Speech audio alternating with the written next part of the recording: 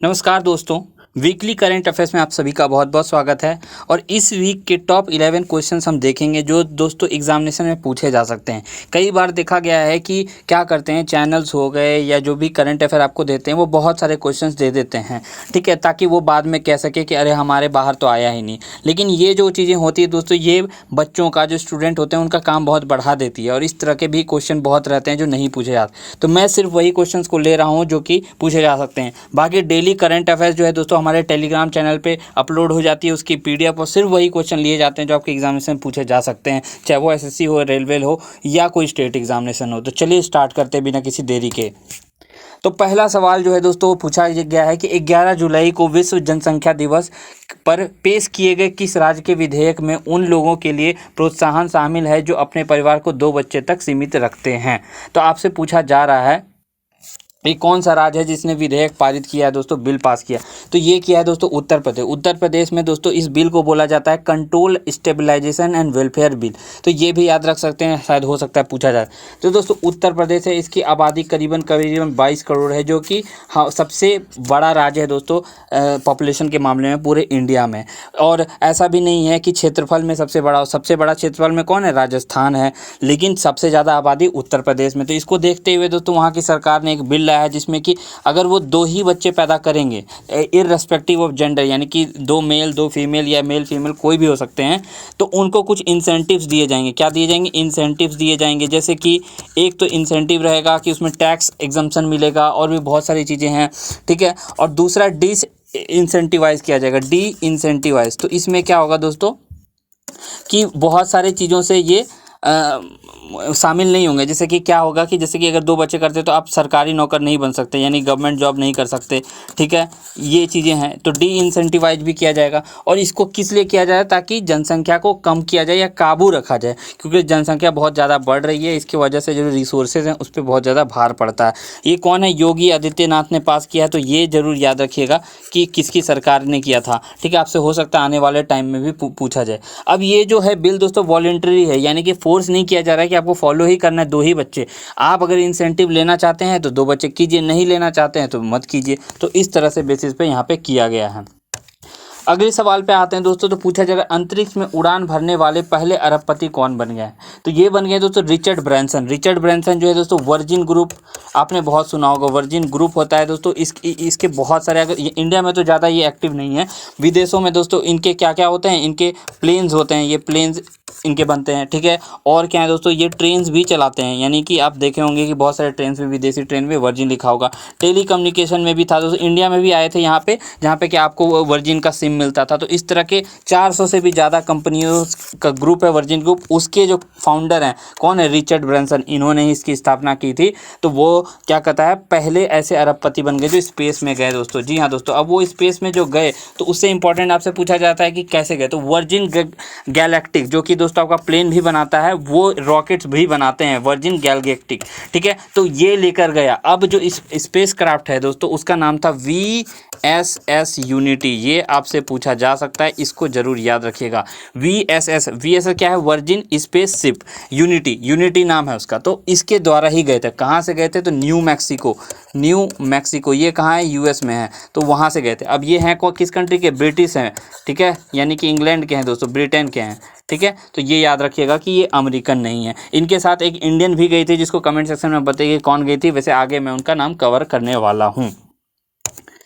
आगे बढ़ते हैं दोस्तों। तो तीसरा सवाल पूछा जा रहा है कि नोवाक जोकोविच ने मोटेया बोर्टेनी को हराकर विंबलडन 2021 पुरुष का फाइनल जीता। उनके देश की राजधानी क्या है? तो आपसे ऐसे नहीं पूछ रहा कि नोवाक जोकोविच का देश कौन सा है, आपको देश भी पता होना चाहिए और उसके साथ में उसका कैपिटल भी। तो इसका सही उत्तर हो जाएगा बेलग्रेड। अब बेलग्रेड जो है दोस्तों किसकी कैपिटल है? ये कैपिटल है दोस्तों सर्बिया की, ठीक है। सर्बिया एक बहुत ही ठंडा देश है, तो उसकी कैपिटल बेलग्रेड है। ये किसकी है? ये फ्रांस की कैपिटल है। ये किसकी है दोस्तों? टोक्यो। तो ये जापान की कैपिटल है। और ये किसकी है? तो ये बेल्जियम की है। बेल्जियम को दोस्तों कॉकपिट ऑफ यूरोप भी कहा जाता है। कॉकपिट ऑफ यूरोप क्यों कहा जाता है? क्योंकि यूरोपीय यूनियन जो है EU जो है उसका हेडक्वार्टर कहाँ पे है, ब्रुसेल्स में है, ब्रुसेल्स में, कॉकपिट बेल्जियम ब्रुसेल्स में है, इसलिए भी कहा जाता है। ठीक है, अब जो नोवाक जोकोविक हैं दोस्तों वो अवेलेबल हो जाते हैं गोल्डन स्लैम के लिए। अब ये बहुत ज़्यादा सुनने को मिलेगा आपको, क्योंकि अभी आने वाला है क्या आपका टोक्यो ओलंपिक्स 2020, टोक्यो ओलंपिक्स आने वाला है, तो उसमें अब देखो गोल्डन स्लैम क्या होता है दोस्तों, टोटल 4 ग्रैंड स्लैम होते हैं। कितने होते हैं, 4 ग्रैंड स्लैम होते हैं। तो वो आपको एक साल में जीतना है, जिसमें से ये 3 जो है इन्होंने जीत रखा है अभी तक। ठीक है, अभी हाल ही में जो इन्होंने विंबलडन 2021 जीता। तो अब जो दोस्तों क्या है कि अगर वो गोल्ड मेडल भी जीत लेते हैं और अगर जो बचा हुआ ग्रैंड स्लैम है जो कि शायद ऑस्ट्रेलियन ओपन है या यूएस ओपन, इसी में से कोई है, यूएस ओपन है मोस्टली। ठीक है, तो यूएस ओपन जीत जाते हैं तो ये क्या हो जाएंगे, और गोल्ड मेडल भी जीत जाते हैं तो ये गोल्डन स्लैम जीत जाएंगे। ठीक है, गोल्डन स्लैम का खिताब है, ऐसा कोई अवार्ड नहीं मिलता है। अब गोल्डन स्लैम होता क्या है इसके बारे में मैं थोड़ा सा बता देता हूँ, बता दिया मैंने। अब गोल्डन स्लैम जो है दोस्तों स्टेफी ग्राफ, किसके द्वारा, स्टेफी ग्राफ के द्वारा मात्र ये जो है हासिल किया गया था 1988 में, जहां पे इन्होंने चारों ग्रैंड स्लैम एक ही साल में जीते थे। ठीक है, एक ही साल में, यानी कि जो ऐसा नहीं हो सकता कि आप 12 मंथ का पीरियड बोले, एक ही साल में, जो कि अभी 2021 चल रहा है, तो 2021 में इन्होंने चारों ग्रैंड स्लैम जीते और गोल्ड मेडल भी जीता था, गोल्ड मेडल भी जीता था ओलंपिक्स में। तो ये अगर चारों गोल्ड मेडल चारों ग्रैंड स्लैम और एक गोल्ड मेडल आप उस साल होने वाले ओलंपिक्स में जीतते हैं तो आपको क्या बोला जाता है, आपको गोल्डन स्लैम विजेता बोला जाता है। और सिर्फ अभी तक कौन है, स्टेफी ग्राफ ही ऐसी हैं जिन्होंने एक साल में 1988 में चारों ग्रैंड स्लैम भी जीते थे और वहाँ के ओलंपिक्स का गोल्ड मेडल भी जीता था। ठीक है, अब स्टेफी ग्राफ किस कंट्री के, तो ये जर्मनी के दोस्तों, और इनके नाम कई सारे रिकॉर्ड है।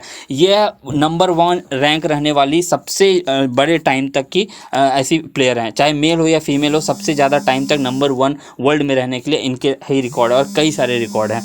चलिए आगे बढ़ते हैं। तो आज आपसे पूछा है अजूरी के नाम से किस टीम को जाना जाता है। दोस्तों अजूरी अभी आपने काफ़ी ज़्यादा सुना होगा, अगर आप न्यूज़ फॉलो करते हैं तो ये बोला जाता है दोस्तों इटली। जैसे अभी क्या हुआ, यूरो 2020 का हुआ, यूरो चैंपियनशिप। ठीक है, यूरो चैंपियनशिप जो होती है दोस्तों वो अभी हुआ, तो उसमें विजेता कौन बने, इटली बने। तो उसको क्या बोला जाता है, अजूरी बोला। अजूरी सिर्फ दोस्तों फुटबॉल टीम को नहीं बोला जाता, उनके और भी जो टीम्स होती हैं ना उनको भी अजूरी ही बोला जाता है। ठीक है, अजूरी। ठीक है, अजूरी का मतलब अगर आपसे पूछा जाए तो ब्लू होता है, और उनका आपने देखा होगा टी शर्ट भी वो ब्लू ही पहनते हैं। तो यूरो कप 2021 की टीम विजेता टीम बनी है अजूरी, यानी कि इटली की टीम बनी। किसको हराकर बनी है, तो इंग्लैंड को हरा करके। कौन सी बार बनी है, तो सेकेंड टाइम बनी हुई है। तो ये बातें भी आपको याद रखनी है। चलिए आगे बढ़ते हैं। अगला सवाल पूछा जाएगा कि संयुक्त राष्ट्र ने 12 जुलाई को मलाला दिवस के रूप में नामित किया गया है, तो मलाला किस देश से हैं। तो दोस्तों 12 जुलाई को क्या मनाते हैं हम लोग, मलाला दिवस मनाते हैं। ठीक है, मलाला डे। तो मलाला डे जो है दोस्तों ये क्यों मनाया जाता है, तो ये दोस्तों प्रमोट किया जाता है वुमेंस की जो दोस्तों एजुकेशन है, क्योंकि मलाला यूसुफजई जो हैं इसके बारे में पहले बता देता हूँ कि ये दोस्तों यंगेस्ट नोबेल प्राइज़ विनर है। कौन है, यंगेस्ट नोबेल प्राइज़ विनर।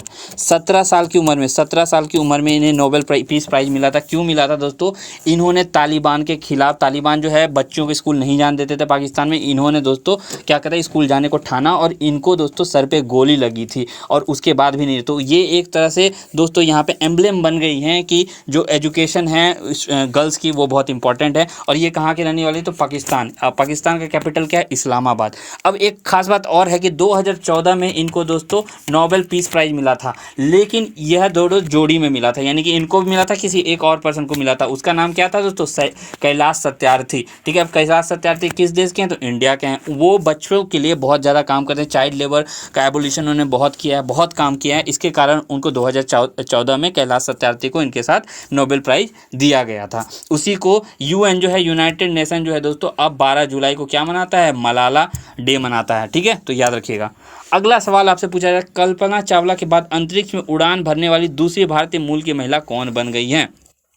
ठीक है, देखिए इसमें जो है ना दोस्तों, ये एक बात यहाँ पे इंडियन मूल की नहीं होना चाहिए कि इंडियन बॉर्न होना चाहिए यहाँ पे, नहीं तो ऐसी थर्ड वोमेन है, क्योंकि सुनीता विलियम्स भी जो दोस्तों गई हुई थी तो वो भी इंडियन ओरिजिन्स की थी, मतलब कि उनके माता पिता या दादा परदादा जो हैं वो इंडिया के थे। लेकिन ये दूसरी क्यों बन गई हैं, क्योंकि इनका जन्म जो हुआ है, बॉर्न कहाँ हुआ है, बॉर्न इंडियन है दोस्तों, बॉर्न इंडियन है ये, इसलिए। तो ये कौन है दोस्तों, श्रीसा बांडला। अभी मैंने आपको बताया था कि दोस्तों VSS यूनिटी यानी कि जो वर्जिन गैलेक्टिक जो फ्लाइट है दोस्तों, उसके द्वारा किसके साथ गई थी, ब्रैनसन के द्वारा जो भेजा गया था, उनके साथ में सीसा बांडला भी गई थी, जो कि एक अमेरिकन है दोस्तों, इंडियन नहीं है, ये ध्यान रखिएगा। हाँ, बॉर्न जो है उनका जन्म इंडिया में ही हुआ था, लेकिन अब सिटीजनशिप कहाँ की है, वो अमेरिका की है। तो ये रिचर्ड ब्रैनसन के साथ VSS यूनिटी में उनके साथ ही गई थी। 1 घंटे का दोस्तों ये रहा था। अब जो ये VSS यूनिटी है दोस्तों, ये क्यों बनाया गया, तो वर्जिन ग्रुप के द्वारा दोस्तों आम इंसान भी अगर जा पाता है, ऑब्वियसली आम इंसान जिनके पास पैसा बहुत है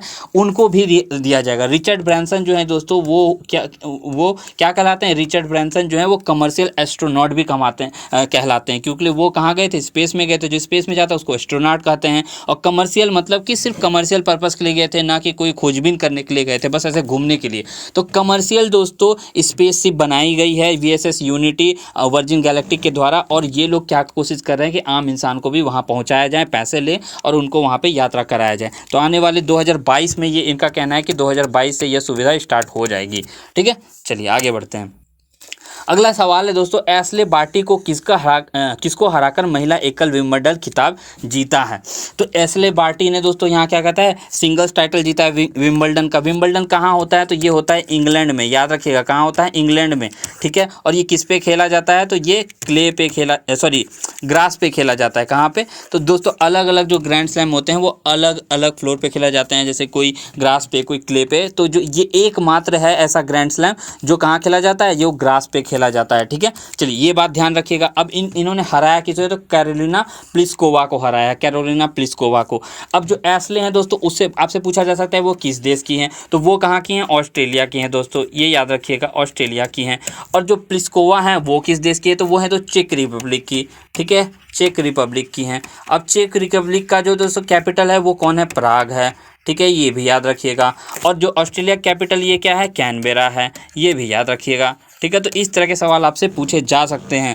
ठीक है, जो कि रेलेवेंट ही होते हैं दोस्तों। करंट अफेयर आपको कभी कभी लगता है स्टैटिक है, लेकिन वो करंट के से रिलेटेड रहता है, इसलिए स्टैटिक हो जाता है। ठीक है, तो किन्होंने जीता, एशले बार्टी में, उनका नाम याद रखिएगा। और मेल में किसने जीता है दोस्तों, अभी मैंने आपको बताया था कि नोवाक जोकोविच ने जीता है, और वो सर्बिया के हैं। अगला सवाल पूछा जाता है, हैती के राष्ट्रपति का क्या नाम है जिनकी हाल ही में हत्या कर दी गई है। तो उनका नाम क्या था दोस्तों, जोवेनेल मोइज़ी। जोवेनेल मोइज़ी जो है दोस्तों, उनकी जो है हत्या कर दी गई है, दिन दहाड़े असैसिनेट कर दिया गया है। अब आपसे पूछा जा सकता है कि हैती क्या है, तो हैती जो दोस्तों एक बहुत ही छोटा सा देश है। 2010 के करीबन शायद यहाँ पे, एग्जैक्ट मुझे ये याद नहीं, यहाँ पे दोस्तों बहुत बड़ा अर्थक्वेक आया था। ठीक है, अर्थक्वेक आया था जिसकी वजह से यहाँ पे बहुत ज़्यादा नुकसान हुआ था। पूरी दुनिया यहाँ पे क्या कहता है, इसके लिए प्रे कर रही थी। अब आपसे एक चीज़ जो पूछा जा सकता है, हैती का जो दोस्तों कैपिटल क्या है, यही चीज़ हमारे रिलेटेड है, ज़्यादा कुछ नहीं। तो इसका जो कैपिटल है दोस्तों वो है पोर्ट ऑ प्रिंस, याद रखिएगा, पोर्ट ऑ प्रिंस जो है इसकी कैपिटल है। ठीक है, तो यही सारी चीज़ें पूछे जा सकती है, ज़्यादा इससे कुछ पूछेगा नहीं। अगला सवाल है, अमेजन के नए CEO के रूप में किसे नियुक्त किया गया है। तो अब बहुत ज़्यादा है, इनका नाम है दोस्तों न्यूज में एंडी जेसी। एंडी जेसी जो दोस्तों अमेजन वेब सर्विसेज जो 2003 में लॉन्च हुआ था, उसको लीड कर रहे थे दोस्तों 2003 से ही। और अब जो है जेफ बेजोस जो हैं वो क्या किए, 5 जुलाई को दोस्तों, 5 जुलाई को क्या कहता है, इस्तीफा दे दिया एज ए CEO से। और वो 27 साल तक दोस्तों CEO रहे थे जेफ बेजोस। आपसे ये भी पूछा जा सकता है कि एंडी जेसी जो हैं वो कौन से वे अमेजन के CEO हैं, तो ये सेकंड CEO हैं। इससे पहले सिर्फ और सिर्फ जेफ बेजोस जो कि उनके फाउंडर भी हैं वही CEO थे, इससे अलावा कोई भी अमेजन के CEO नहीं बने थे। तो अभी कौन बने हैं, एंडी जेसी। ये कहाँ के हैं दोस्तों, अमेरिका के हैं।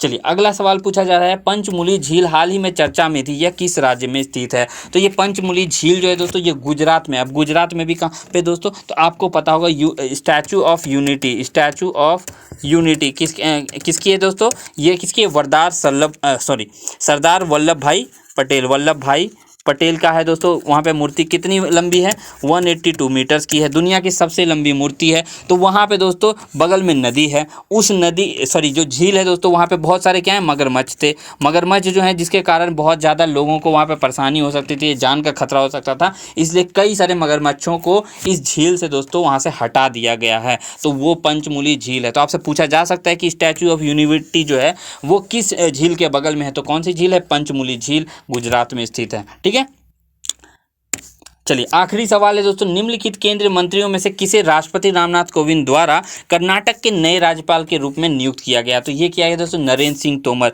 अब नरेंद्र सिंह तोमर जो है दोस्तों वो यूनियन मिनिस्टर हुआ करते थे, ठीक है, राज्यसभा सांसद भी थे दोस्तों। ये इन्होंने काफ़ी सारे पद संभाले हुए थे, जिसमें कि ये सामाजिक न्याय और आधिकारिक मंत्री सहित 3 पद थे। मैंने आपको बताया राज्यसभा मंत्री भी थे। तो ये सारे पद जो हैं इनको छोड़ने पड़े यहाँ बनने के लिए। तो इनको कहाँ का बना दिया गया? कर्नाटक का। तो ये याद रखिए, कर्नाटक के नए राज्यपाल हैं। 8 नए गवर्नर जो हैं दोस्तों, 8 नए, या मैं क्या बोलूँ कि सफलिंग हुए हैं, नए नियुक्त हुए हैं गवर्नर्स, 8 नए गवर्नर। उस पर मैंने वीडियो बनाया, अगर नहीं चेक किया तो आप हमारे चैनल पे चेकआउट कर सकते हैं। तो इस वीडियो में इतना ही था दोस्तों। इसका PDF आप चाहते हैं तो मैं डिस्क्रिप्शन बॉक्स में टेलीग्राम चैनल का लिंक दे दूंगा, वहाँ पर आपको ये PDF मिल जाएगा। इस वीडियो में इतना ही। मेरा नाम है शुभम, मैं आपसे अलविदा लेता हूँ। धन्यवाद।